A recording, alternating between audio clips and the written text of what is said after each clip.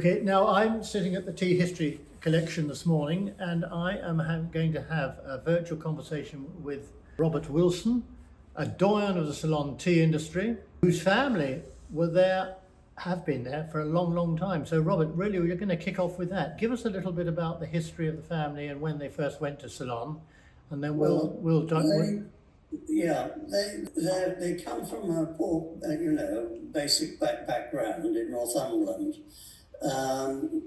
His mother was a widow and went to Northumberland from Perth. Mm-hmm. Now, Perth is a hotbed of Scottish military, and she met George Blackett, who already had a son by another lady, obviously, and was in the RA, and they had John Blackett, and basically he was born in 1778, and he enlisted.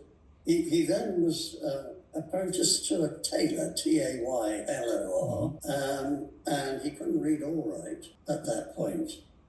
And he then joined the RA in 24th of May, 1803, with which he was sent to Woolwich and met a young lady who was, again, parents from Perth, Ferguson's, and he married their daughter, and that was 1805. They were sent out to Ceylon and appeared at Trincomalee, it appears, in 1807. The ship, I'm told by the Army Museum, was there in 1803, so I don't think they arrived in 1803. That couldn't have been.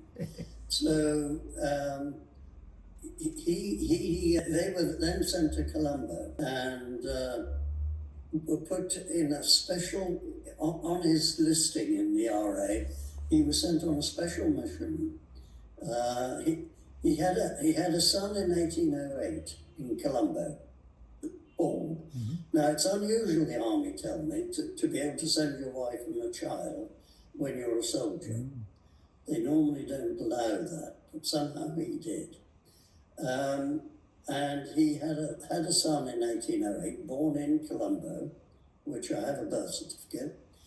And the father was then sent in 1809 on a special mission to Madras with 15 others to help put down the British Army rebellion on conditions of the army and so on. And it was there that it appears he was wounded or maybe killed. The next thing is he has a death certificate appearing in Colombo in St. Peter's Church, which is in the port and is a Dutch building because they'd taken over Dutch buildings. And that was the first church in Ceylon for our C of E. And the death certificate had not got his Christian name for some peculiar reason. I suspect his wife was absolutely, distraught. Yeah. 2 young children and her husband having been killed. And somebody scribbled George in the space for a Christian name. And that was his father's name. So whether that's how he got mixed up. And then he was buried, obviously, in Colombo.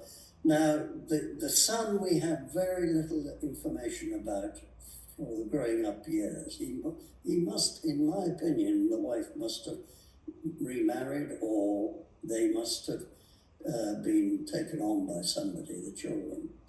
And the next thing is when he marries in Candy, Mary Brown. So when he married Mary Brown, they had 3 children. One of them died almost immediately because conditions were tough. The other one is the James Blackett. that we know of from then on is the one that's, sorry, John Blackett, James Senior is the one that was born in Colombo in 1808. Then, when he married Mary, he had a son and he called him James Blackett. So in documents, he becomes James Blackett Jr., right? And one died, one of the two, William, John survived, James survived, sorry, and then there was a daughter. And then we come into Burger marriage, Right. Burger. Yes, sure. Yeah. Because English wives were fairly low in the island. And she married a Burger, S, and they have about 8 children when they marry. So there were about 8 children with her. The James Jr. goes on to marry the daughter of George Russell Scott. Right. Right? Now the Scots were early people in the island as well. Obviously, probably military. The next thing we hear about really is, so she was English or Scottish, whatever, they were married in Scotland. The next bit we hear about is 1843. Right. 1843, he's in conjunction with Captain Robinson, who had been helping the wealthy bankers set up their coffee estates. But he had a small estate, Lapagala, outside Kandy, in Madura, and in 1843, George Gardner had been sent previously to that from Kew to set up a little station in Paradinia. Research, trying to do planting, see if they work in the island.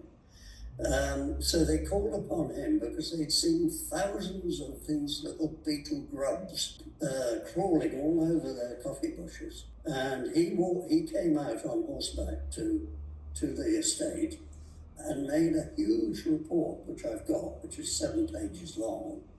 And it cycles the absolute cycle of birth and how many of these little grubs each female grub or whatever it is produces. And it's quite enormous, sort of about 600 each. So once they lay these, you get another 600, another 600. And they're just crawling everywhere. And they try to throw stuff at it, like cow dung mixed with urine and all these sort of things, lime, because they had nothing in the island, no research. No, exactly. None of it worked. So the next thing we see, that was sent to the Earl Grey in London for his comments, but of course nothing happened. The island nearly went bankrupt, except that the governor managed to increase, push some money into the island. We got nothing from Victoria. You were on your own in a colony like that. Yes. So the next thing is we see Robinson, and they must have left that Lapagala and gone away. The next thing we see is a larger estate, Dottaloya, with James Jr. and Captain Robinson, again in joint occupation. And shortly after that, Robinson must have gone away and left, because there was a Robinson agency in Colombo, and he went back to join that, I think. And then James was on his own. And it's about 600 acres at that point, Dottaloya. And then we see slowly accumulating Alcademia, which was abandoned, and another estate. These are smallish estates, about 180, 200 acres. And these were all coffee at that time, Robert, still were they? Although despite the problems, All coffee. Yeah. And then he adds those 2 estates to Dottaloya, and it becomes 900 acres. And then we see the Pennyland is abandoned. I've got the actual records of it. And he takes that over. Now, how he does it, I'm not sure, because at the moment I'm with the survey department trying to find the old documents as to whether he bought it, whether he just took it over, or whatever. And that was about, what was that? Pennyland was 900 acres. And then he found Moratui, which was just down the road from where he was. And that again had been abandoned, and he took it over and added it to Drottaloya. Yeah. So he now had two large estates concentrated with numbers of abandoned estates. And Drottaloya was now 1,711 acres. Yeah. Massive Substantial, operation. absolutely. And he slowly went over to tea, but that was fairly, it wasn't an early turnover. And he put in that 1857 he purchased Medagoda, land for Medagoda. I've got the 10 blocks of land that he purchased from the survey department, which was sort of about £1 an acre at that time. And I'm not sure if I've got more. I've got one of the pieces of paper. Don't worry, Robert. Because you've given me a lot of information anyway, which we've got in the collection here. A lot of acreage of various estates that you had. So I think really this is just a summary. We've got the records that you've very kindly given us. And then we see he builds a brand new factory at Drottaloya. We're talking about coffee, talking about tea now? Yes. Yeah, we're into tea now. Yes. Yeah. This is about 18, I can let you have the date. In the 1860s, presumably. Late 1860s? Yes, it's probably around, might even be into the 70s. Yeah. And he builds a brand new factory at Drottaloya, state of the art at the time. And his fields of tea are being marketed by Gibbs Bank in London. Yes, okay. And they were getting the highest prices that they'd ever seen in London. So that's when Gibbs become involved, because they ultimately are his trustees and manage his estates at the end. And so now he also has Drottaloya, Pennyland, and Medagoda. Medagoda becomes our family estate when my grandfather marries one of his daughters. Funnily enough, well, I suppose it happened in those days, all 5 daughters of his, one died early, that's 6, as well as 2 boys. All 5 daughters married Wilsons. 2 were doctors in England, and the others were my grandfather and other Wilsons in England. Well, one of the Hugh Wilson came out to Ceylon to try planting, but he'd been damaged in the war on his leg, and he decided he couldn't manage really on planting. So he had to go back. And then Gibbs sent his son around the world, first to America, where they had nothing really, but the railway was being put in, and he thought this was an idea to invest in, and asked his son to see if he could invest.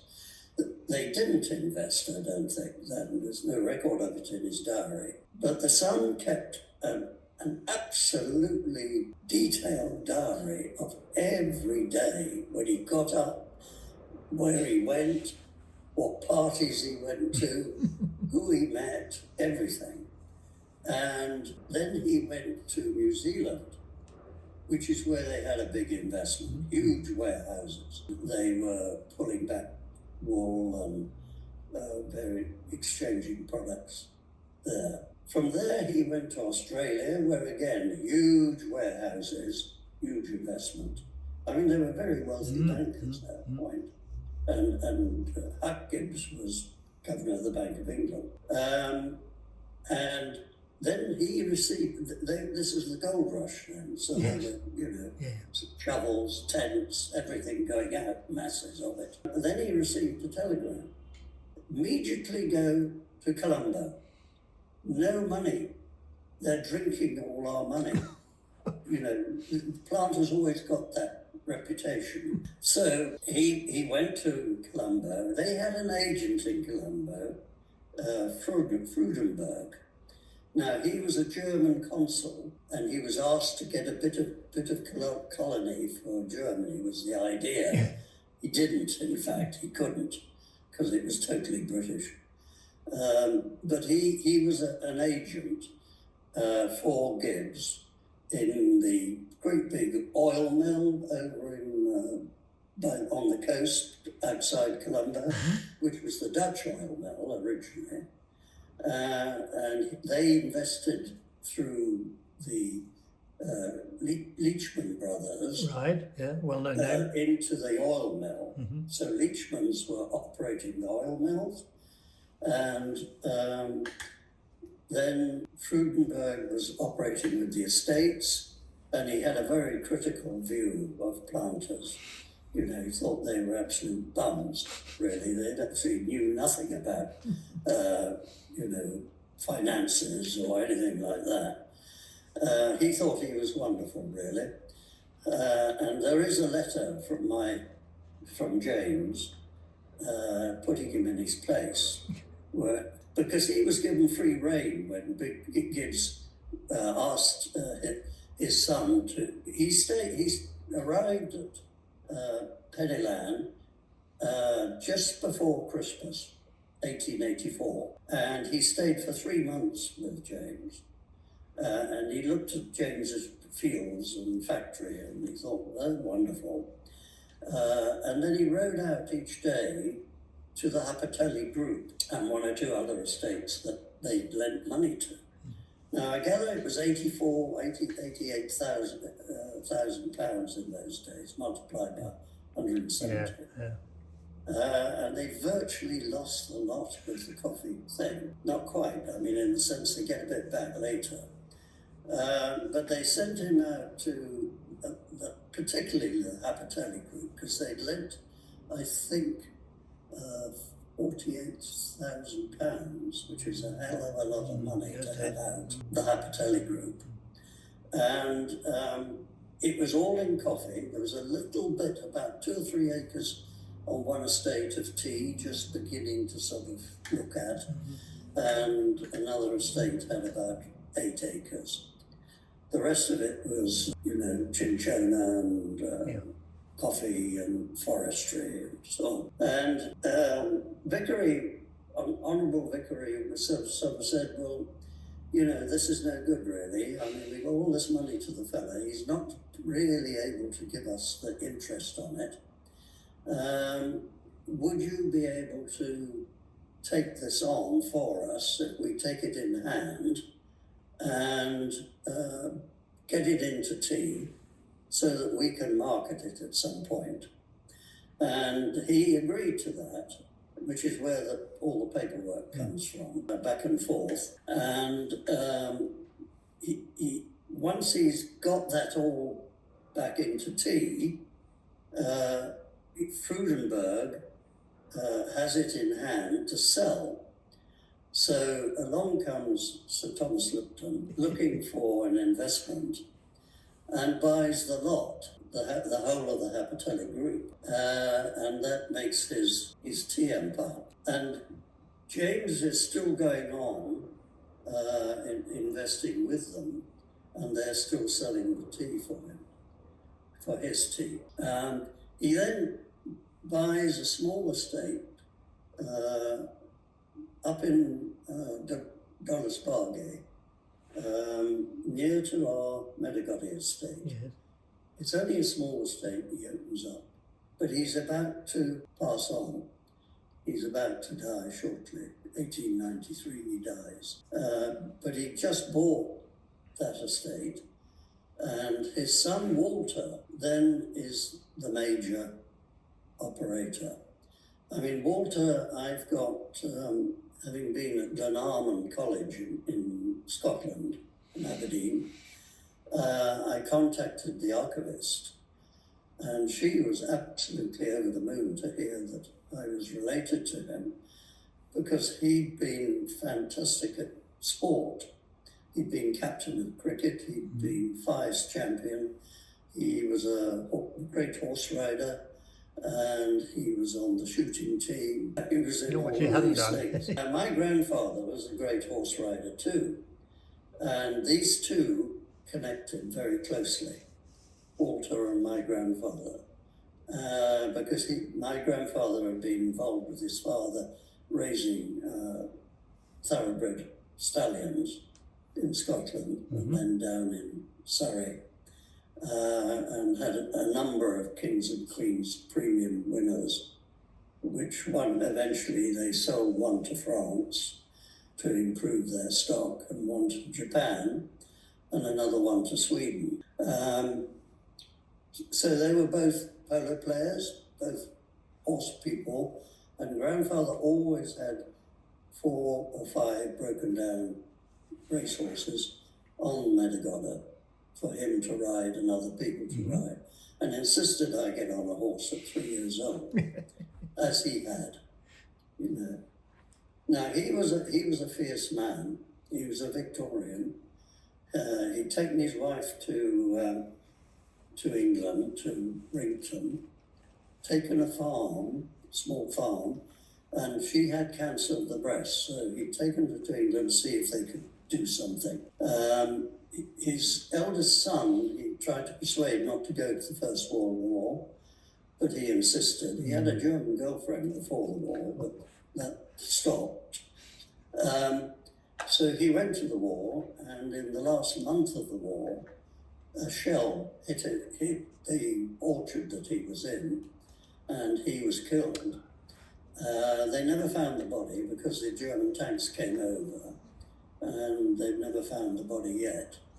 But his Batman was also injured and told the story when he got back, which I've got letters going back and forth with the War Department. And so Walter took over Pennylan and Dotterloyer, and by 1883, my grandfather had arrived with his brother Charlie and joined Walter's father, helping him to get the estates into tea. It was all getting into tea, but they were helping the last bit of it. And were they being, just quickly, Robert, they were being very proactive here, were they? I mean, had the coffee, did they realise the coffee had it, or were they still... Oh, yes. Yes, by then it had completely clobbered. Yeah. So there's no alternative, really. No. No. They were helping to get the place, because, I mean, he had a massive area to get in. Yes. And there were bits that had to be got to. And that's where he met the daughters. And Charlie was another great horseman, and he went off on his own and opened up an estate after a while, when they'd done their 6 months of learning of tea, creeping as it's called. And then my grandfather also married the daughter, and he was given, by some means, Medagoda for marrying Alice. That's how it came into our. And that would have been Walter, annoying his brother Norman, who hoped to take it on with Walter. But Walter said no, that's going to Robert, for him and Alice.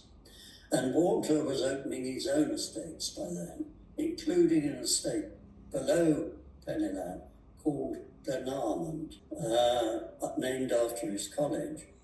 And he left it to the college, but for the income of several cousins, three cousins, who unfortunately lived quite a long time.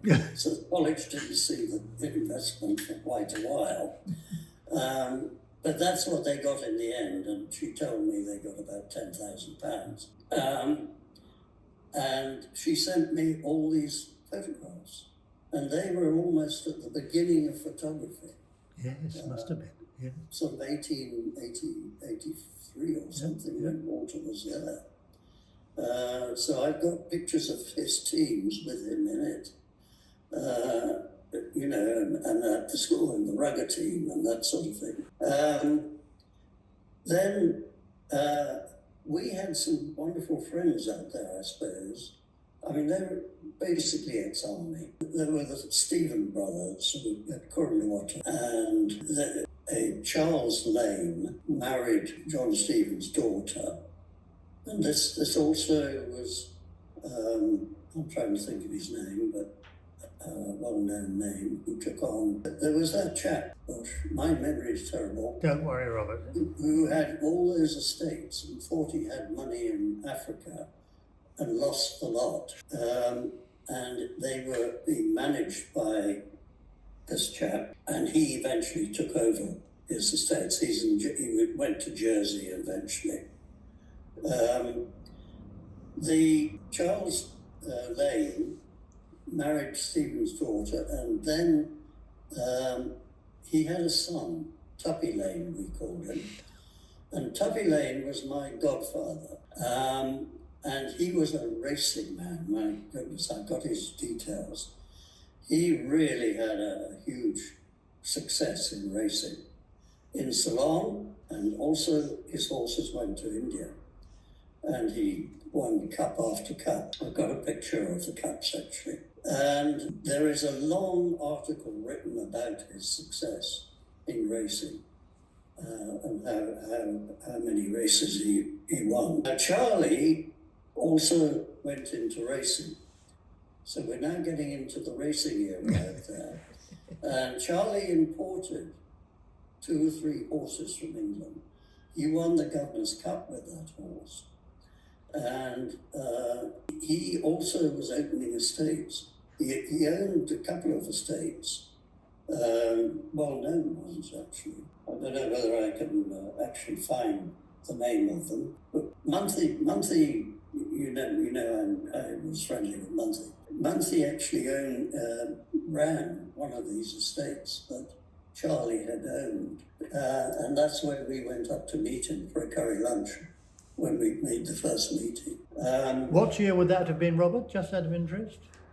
1993.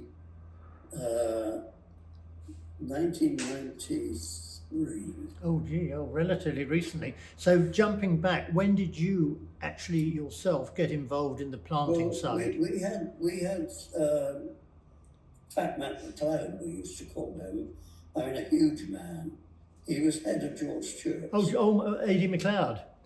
Yeah. He was a lovely man, wasn't he? He was chairman of the International Tea Committee at one stage as well, and revered in London when he came back. He was a director of Rajawella. Yeah.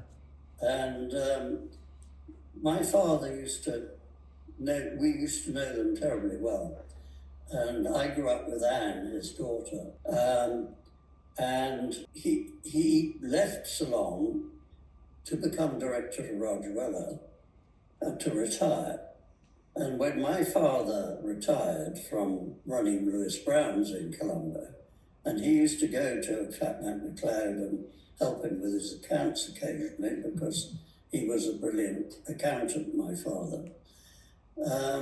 He knew that I wanted to go back planting. Right.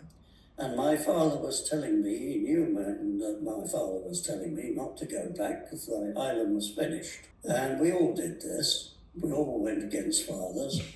And so when I was at Royal Agricultural College, I received a message that Matt McLeod had asked, would I like to go out for them and plant? So I said yes. So I was put on my way, on a SS Stratheden. Yes. rushed out with tropical kit and everything, and arrived at Udawalla. And Udawalla, I was sort of working in Urugala division as my creeping, and I did my creeping. But of course, on our estate, Metagonia, we had a deer park.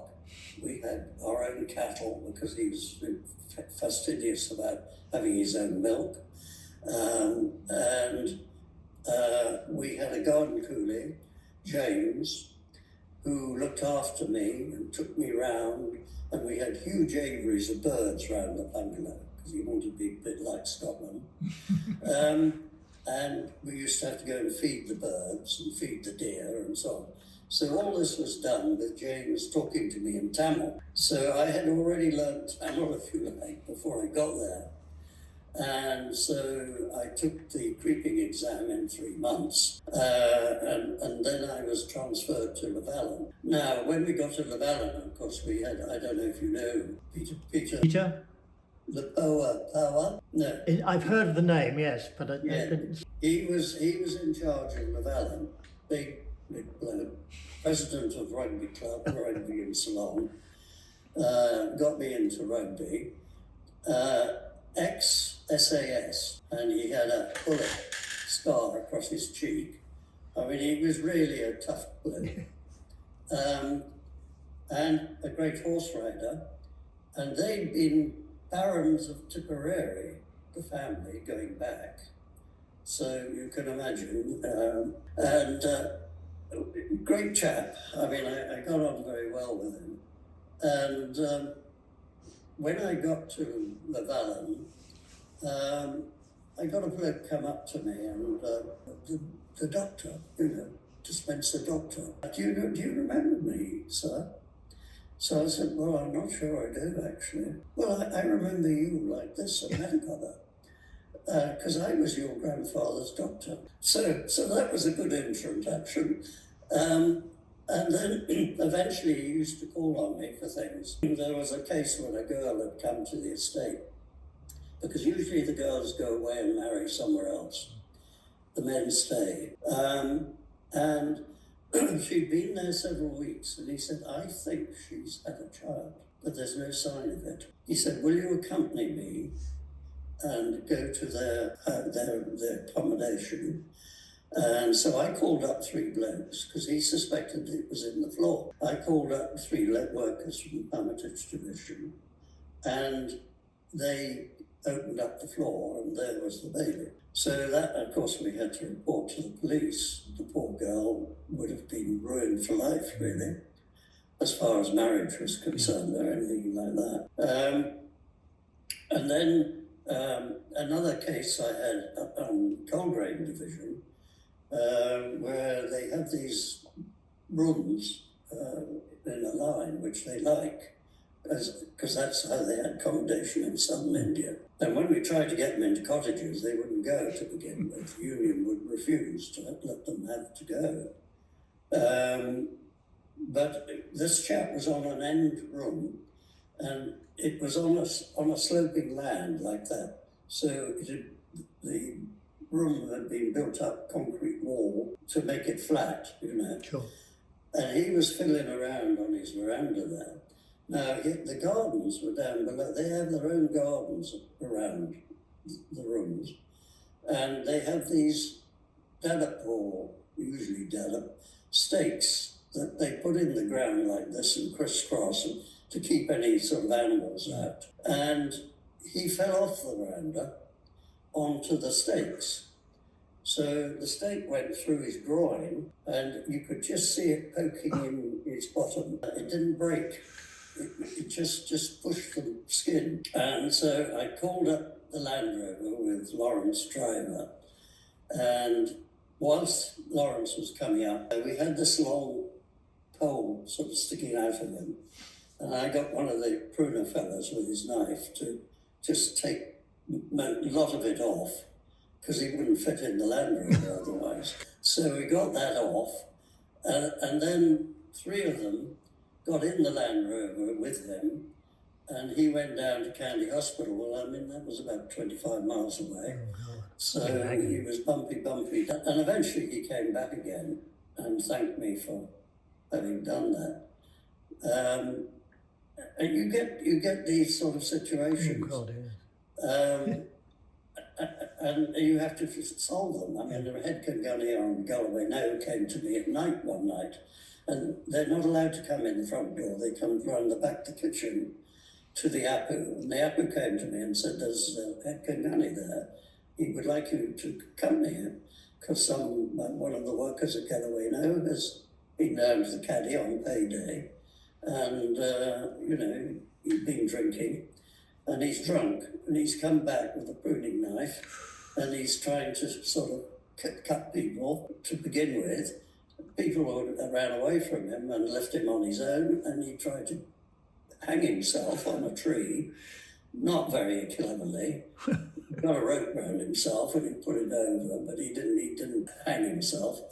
And the head gunny wanted to get him down and put him in his room, but he wanted me to witness what was being done, so I had to go down in the middle of the night, and you would never go down where their accommodation is during the night without a head gunny, because that would be dangerous. They're very good with knives. And then there was another situation where I came back from Rugger one night, very late. I think it was about sort of 1:30 in the morning. And I was coming up to my bungalow, and there was torches in the tea up the top, way up on the hill, coming down through the tea itself. And it looked like 3 people. And what it was a woman in labour, and they were accompanying her down to go to the maternity ward. So I got up again, got the Land Rover and Lawrence. And Lawrence, we got her into the Land Rover and then took her down to the maternity ward. And then we had a union problems rife. You get when Grandfather's Day, you'd have one union, CWC, Old Man Thunderman, and that would be it. But now you were getting more and more people wanting different unions to represent them. So we had a ruling that you had to have a percentage of the population on that division to allow to have more than one union. And this fella Carapan, he came to me and kept on at me at the office about starting this union. And they also cause trouble when they're trying to start a union with other people, trying to get them to come to them, And so I said, no, you haven't got the percentage. You can't have it.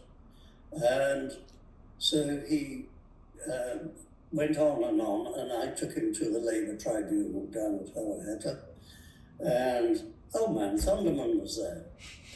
So he knew my family, because eventually he bought our estate when we left in 1955, 54. And Thunderman bought it because he fancied it. And in fact, I've got a letter from him saying, I fancied that fireplace of yours, your grandfather's. Beautiful building he built in 1888, I think it was. 2-story building, what we call a bungalow. And he was disallowed. So that was the end of him. He went back to the estate. And then one day he called on me and he said, we had a huge area of jungle above us, which we sometimes used to drive for pig and that sort of thing, pig shoot. And the workers were absolutely mad. They had, hunting dogs, some of them. I mean, they had a hell of a lot of dogs there, and eventually I had to put them on the patner up the top and get them tied down and shoot them unless they wanted to keep them and have a license because of,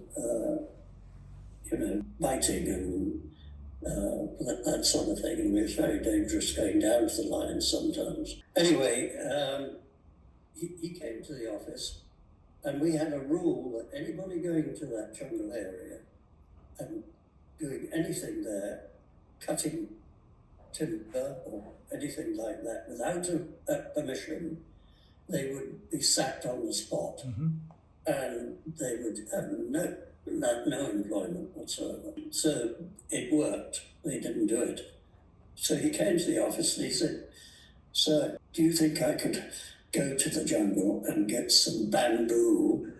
Because I didn't know at the time, but he's one of these fellows who can weave, baskets and things. So I gave him a tundu and I said, "Right, okay, you can have that amount of bamboo, but don't you touch anything else." And then a few weeks later, he came to my office and he brought me 2 of these. And a waste paper basket, sort of trying to make up for the problems he caused. And advertise his skills. I mean, life on an estate is quite a... Absolutely. Well, it's a world of its own, isn't it, really? This is the thing. Yes, but you get you've got every problem to solve. Ags, you might call them, old women coming and saying, "This man's assaulted me." She lives at sea level, everything to the world. So, never not exciting. Absolutely right. And I of course had a race, because I was keen on horses. And Peter said, "Would you like a horse?" He had a horse, racehorse from Euralia. And so I said, "Yes, brilliant." He said, "Instead of a motorbike running in or out of the tee, you could have a horse." I thought, yes, but I got to pay for it. Anyway, my gardener volunteered to be, because usually the Sinhalese are frightened of a cow or a horse or anything like that. And then Peter asked me, we had a thing called Perahera, you know that? Every year on the Esla moon. Oh, yes, I'm the with big temple. Yes. They have this celebration of a Perahera. Now, technically, they're supposed to have 100 elephants in it, caparisoned and all on lights, and dancers and stilt walkers and all sorts. And on that year, Peter had a girl out from England visiting. And he said, "Would you like to join us, Robert, on the veranda of the Queen's Hotel, which is right on the roadside, that's right, for a table for dinner, and watch the Perahera?" So I said, "Lovely, yes, thank you." So I joined them, and it was brilliant. I mean, they go around the town twice. And one thing they've got to have these days, they had one year an elephant trod on a cinder, because they have these coal torches. And so now they have chaps running around under the torches, picking up any coals quickly. That elephant went mad through the town. And then whilst Peter went away on leave to England, it was time for him to go on leave, he was talking to me about whether he'd come back or not and that sort of thing. And so he went on leave, and then I had a couple of SDs there, and who were senior to me. I mean, Tim Wasey was senior to me. But Tim Wasey moved on to another estate, and he had a problem because he tried to cut a road, and he thought he'd do it in double quick time. So he started from there, and it didn't meet. So that was a problem in the company. But I also had a Tamil chap, Indian chap, who was on Galway now, and he left and went to India to plant, because nationalisation was beginning to come. You're creeping in, yeah. We had a great big coach of Sinhalese soldiers arrive, coming up to the office with rifles sticking out of the windows, to really frighten the workers. They wanted to go and check the workers' lines, because we've got the Tamil War sort of going on a little bit in the north. And I said, "You're not going down to the workers' accommodation. Firstly, you haven't made an appointment. Secondly, you would drive them mad if you went down there with rifles." So they went away, luckily. But I could see this was the sort of thing coming. And there was an MP. Now, normally they make an appointment to come to the estate and talk to people about their party or whatever by appointment. But this fellow was insisting on the roadside because Llewellyn was cut in two with the main road. And they would call workers up from the field to come to the roadside and listen to him. And so I phoned the police, which is what we normally do. And of course, there was a backhander going on, clearly. The police didn't really want to know. They couldn't do much, they said. So again, I realised this was what was coming. Yeah. So I felt that's time for me to go, really. If I'm still young enough and I have to go to England and try and find something I'm going to do, which was to go into farming with another planter. And so by the time Peter came back, Monthly had arrived, and he was taking over a lot of what I was doing, and I left him notes about each division. And when I met him up in '92 in Colombo after the sort of Tamil War was going down, he said, "Robert, I've never seen batch of written notes and paper like you left me on every worker, what they were, and who'd been stopped work, who was not to be given work, everything from A to Z." And I said, Incredible, well done. I'll give you a background. Absolutely, Robert. So you finally got back in 19... Yeah, but in the meantime, Hermitage Division had come to me and had asked me if I would supervise the building of a temple for them. So I said, "Okay, I'll do that." I said, "I've got a very excellent mason, chap in Coleraine, really first-class chap." And so I got the two of them together, and he agreed to do it. And I got an agreement between them and what materials were needed and what money they would raise for it. And then we had a chap called Kandasamy down in Galahad who used to supply estate materials as well as other things. He was also a butcher. But that went on and was finished by the time I left. And so there was a great big sort of procession.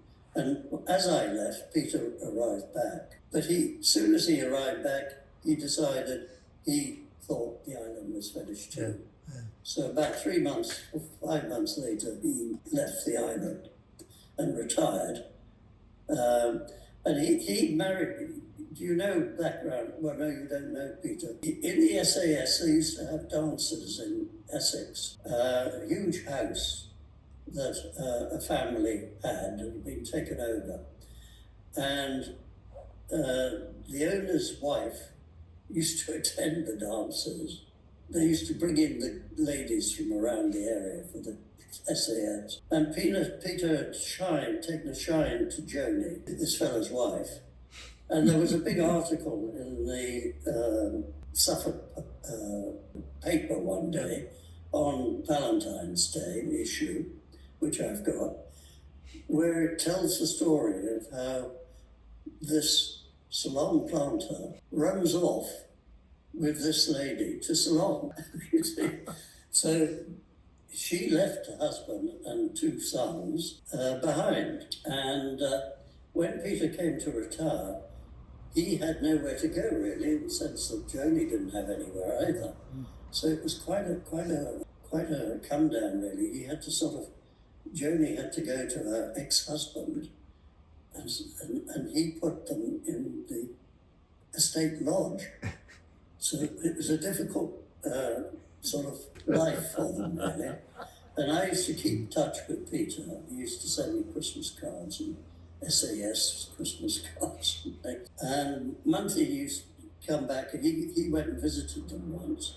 But when Joni was in Ceylon, she was called the Duchess because she was a bit like that.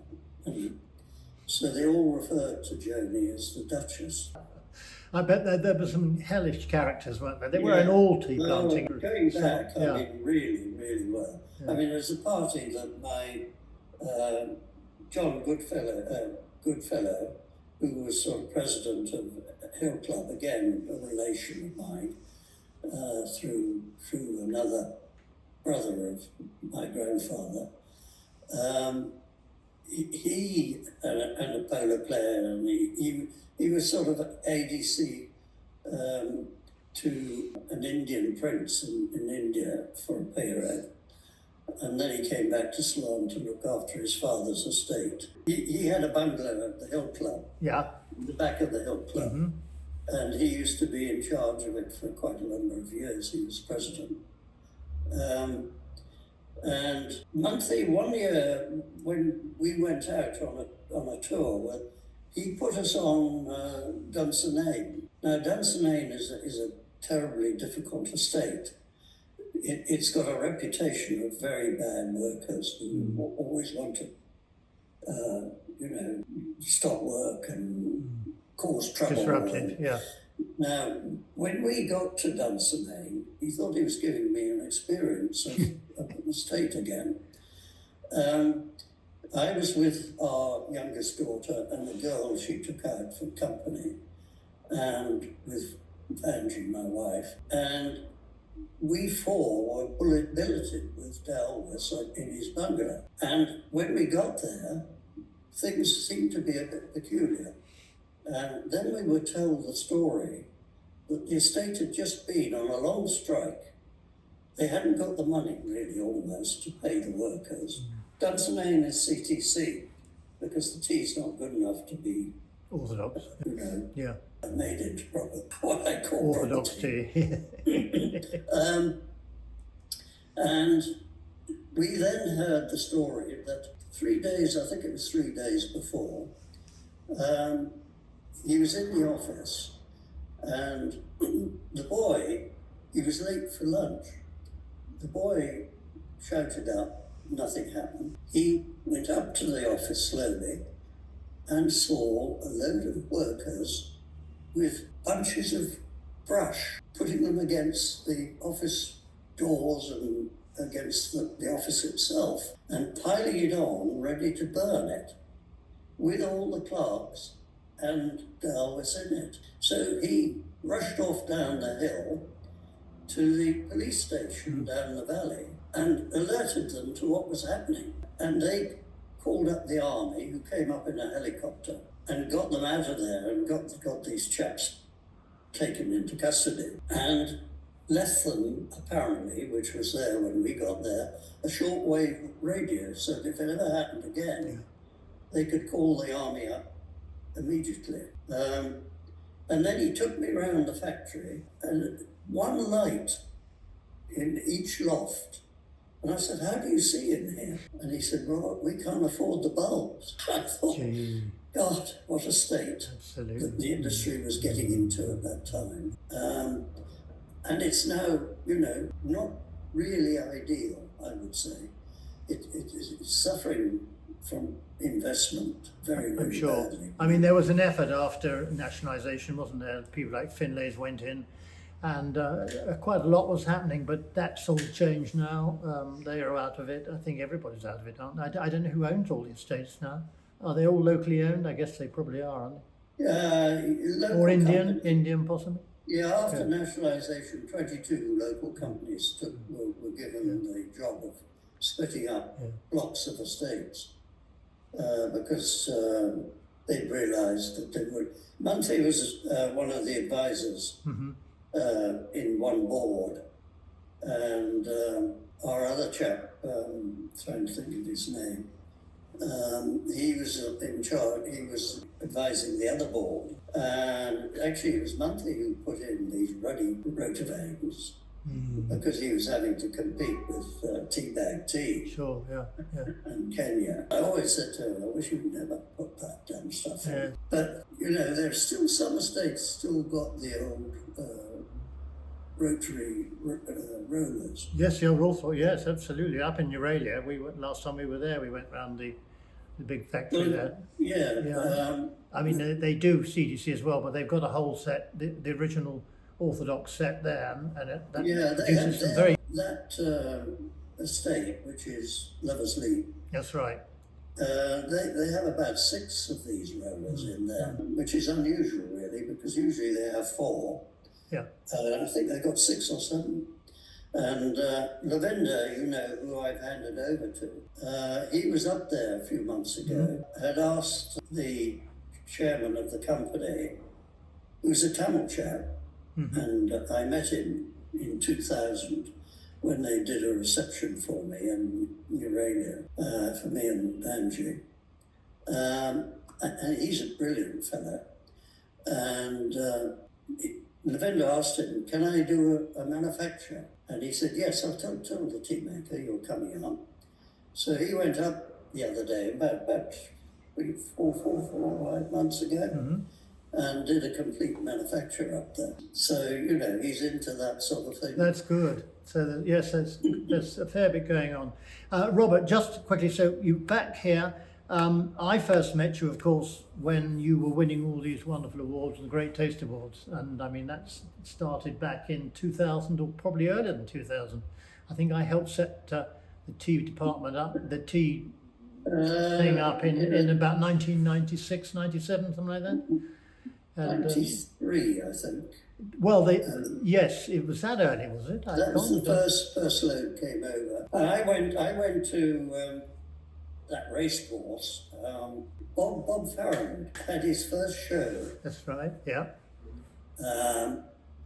At that race course, and I went to that first show, and that's where Patricia from La Fromagerie and her husband came and saw me with the teas, and I was pouring it with a girl, but I couldn't work. She came off the floor and said, can I help you? And that's where she found me. And I found the guild useful, certainly while Bob was running it. Yes. But when his son took it over, it really has become a commercial operation. I think one has to accept, Robert, that things do change in life, and you're right. And I mean, whatever we feel about it, and you and I think very much the same thing on the tea front. It is still incredibly successful. So there we go. But you know, over the years, you've produced some fabulous teas, and this is what I love about you. You won't sell any Ceylon tea that isn't up to your standard, and you've always sold them. I mean, it's online. You've never had a shop, did you? You sell online. And they are very, very reasonably priced when you think of the quality you're getting. Well, people will tell you that it's not.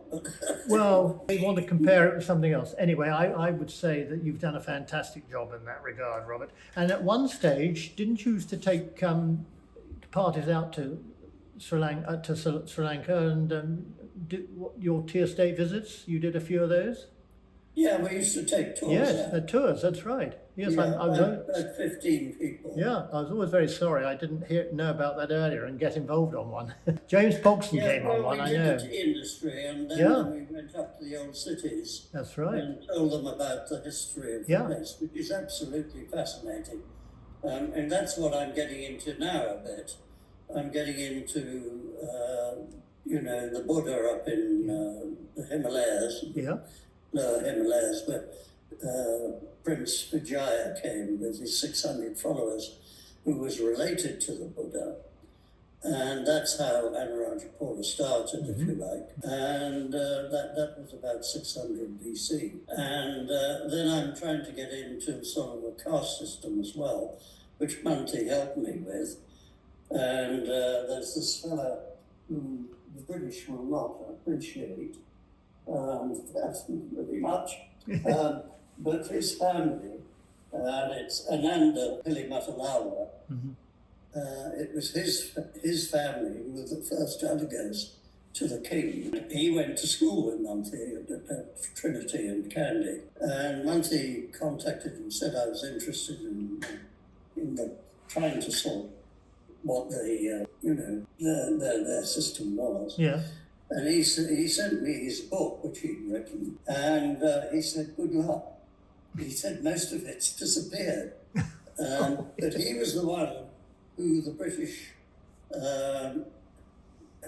who led the Hoover Rebellion, this family, trying to get himself put up as king, because as first Uddiger, he would be the one who would appoint the king if there was any dispute about who the king should be, because it had to be a Rodella king normally. He appointed a non-Rodella king in the hope that he could dispose him, but that didn't work, and we got rid of it. And that's the other story really with Monty.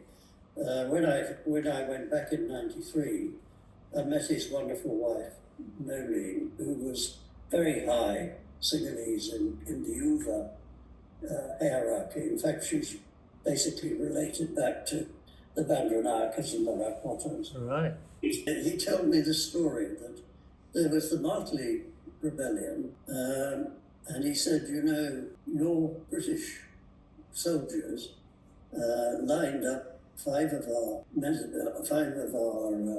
ministers who had been involved in the rebellion at Martley and set fire to the church and shot one of my relations. So I said, I didn't know what to say, really. I can say, not much you could say. And then Nolene chipped in and she said, yes, one of my relations in Hoover were shot at the end of the rebellion. So I had two persons who were very friendly with. Slightly on your back feet there. Oh, Robert. Well, look, Robert, it's been an absolute delight spending this time talking to you and hearing all your stories, something I've been trying to get organised, as you know, for some time, and we've achieved it, and that's absolutely super, Robert.